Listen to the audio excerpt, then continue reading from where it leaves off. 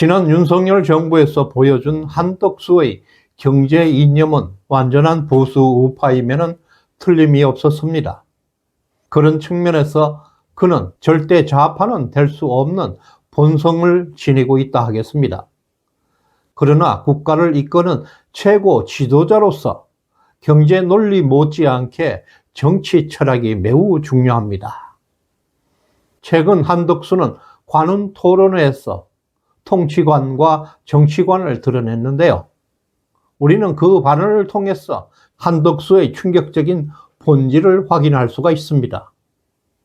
지금 우리 우파 진영 유튜버 일부에서는 한덕수 단일화를 슬쩍 밀고 있는 분들이 많습니다. 하지만 어떤 점에서 그가 보수 진영의 대표로 자격이 있다고 말할 수 있겠습니까? 단일화 이전에는 반드시 검증 절차가 진행되어야 합니다. 김문수가 대선 후보로 공식 확정된 이후에 쌍권 체제는 노골적으로 반란을 벌이고 있습니다. 그 중에서도 반드시 기록해 두어야 할 일이 있습니다. 국민의힘은 김문수에게 아직 임명장을 주지 않았다고 합니다. 그런데 동시에 무소속 한덕수의 홍보물을 만들고 있다는 소문이 들리고 있습니다. 이미 내부적으로 한덕수로 후보를 확정했다, 결정했다는 말입니다. 보수우파 정당에서 이런 배신과 불법이 자행되고 있습니다. 한덕수와 쌍권이 동시에 벌이고 있는 무지막지한 불법 선거가 현실이 되고 있습니다. 국민의힘 지도부 그리고 한덕수의 수준에 경악합니다. 또한 어제 발표된 펜앤마이크 여론조사에서는 김문수 43.4%, 한덕수 42.8%, 김문수가 한덕수를 추월하기 시작했습니다. 특히 주목해야 할 것은 이 결과에는 쌍권들이 지금 벌이고 있는 천인공노할 추악한 김문수 제거작전, 탄압 공작이 아직 반영되지 않는 수치라는 점입니다. 이 같은 탄압 공작에 대한 역풍이 반영되면 김문수는 압도적 우세를 점하고 있을 것입니다. 한덕수는 관훈 토론회에서 지금 시대 정신은 개헌이라고 단언하고 있습니다. 개헌을 정치 철학으로 못 박았습니다. 그 설계자가 정대철이라면 자신은 정대철의 안을 따를 것이라고 밝혔습니다. 스스로 구상하고 있는 비전은 없습니다. 이미 짜인 설계도에 따라서 움직이겠다는 입장을 드러냈습니다. 더 큰 문제는 구체적으로 개헌 방향에 대해서는 지금 제도를 심도 있게 보고 결정하겠다. 또 국민이 결정할 문제라고 내가 말하면 안 된다는 식의 답변만 반복했습니다. 결국 개헌안은 정대철에게 넘기고 개헌의 방향은 국민에게 떠넘겼습니다. 본인은 어떤 책임도 지지 않겠다는 전형적인 관료주의의 병폐를 드러내고 있습니다. 한덕수는 지난 5월 3일 국회 헌정기념관에서 정대철을 직접 만났습니다. 그 자리에서 한덕수는 개헌을 위한 빅텐트를 치겠다고 선언했고, 정대철은 국회 중심 통치와 연성헌법 개헌을 조언했다고 합니다. 내각제 개헌 구상이 공개된 순간이었습니다. 한덕수가 직접 그 핵심 인물을 찾아갔다는 점에서 내각제 의무에 가담한 결정적인 정황입니다. 정대철은 이념적으로 김대중, 노무현과 매우 가깝습니다. 골수 좌파였습니다. 지금도 분권형 권력 구조라는 표현을 앞세워서 내각제를 주장하고 있습니다. 특히 그는 헌법 개정 절차를 간소화하려는 연성헌법 논리를 제시하고 있는데요. 헌법상 개헌은 국민투표는 필수입니다. 그는 국민 토론이나 사회적 합의 없이 여론을 조작하거나 일정을 밀어붙여서 형식만 갖춘 개헌을 시도하겠다는 음모입니다.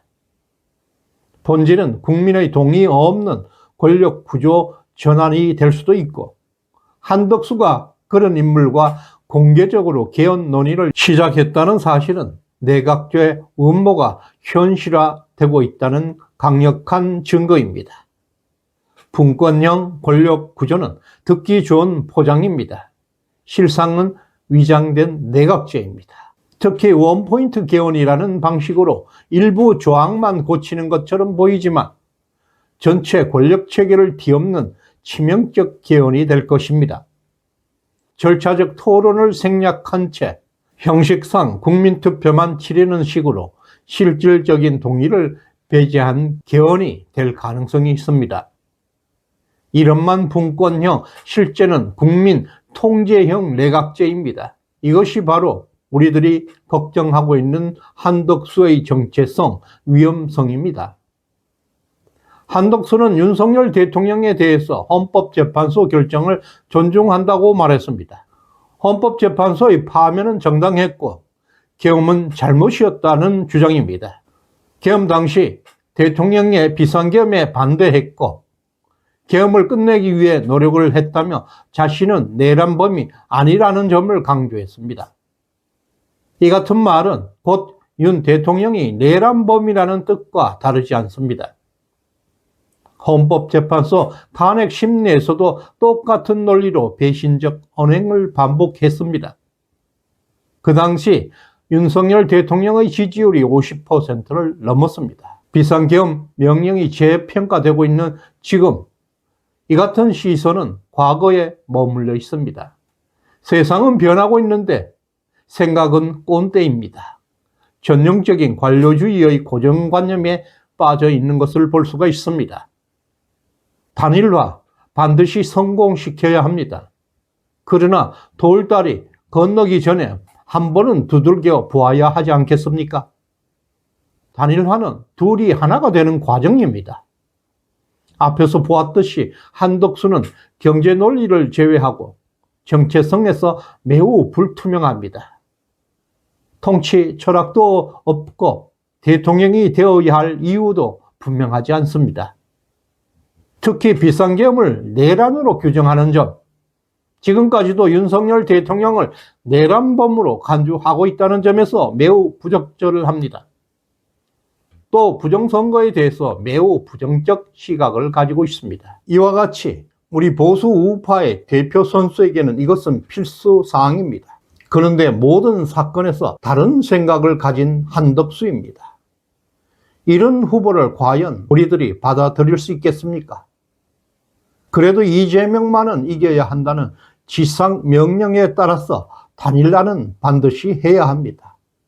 둘이서 하나가 된다는 것은 서로에게 양보하고 대화하고 협상을 통해서 상대의 조건을 받아들여야 합니다.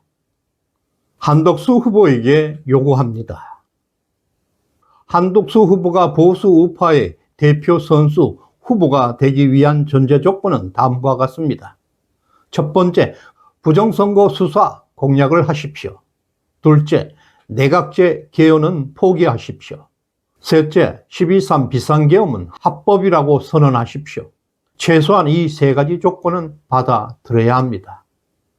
왜냐하면 윤석열 대통령은 사저로 돌아가기 전 지지율이 50%를 넘었습니다. 윤 대통령의 존재를 부정하고서는 대통령에 당선될 수 없기 때문입니다. 이미 김문수가 한덕수 지지율을 추월했습니다. 단일화 이전에 정체성부터 먼저 밝혀야 할 것입니다. 시대정신연구소에 후원해 주신 덕자님, 수덕덕명님 진심으로 감사드립니다. 구독, 좋아요 꾹 눌러주시길 바랍니다. 고맙습니다.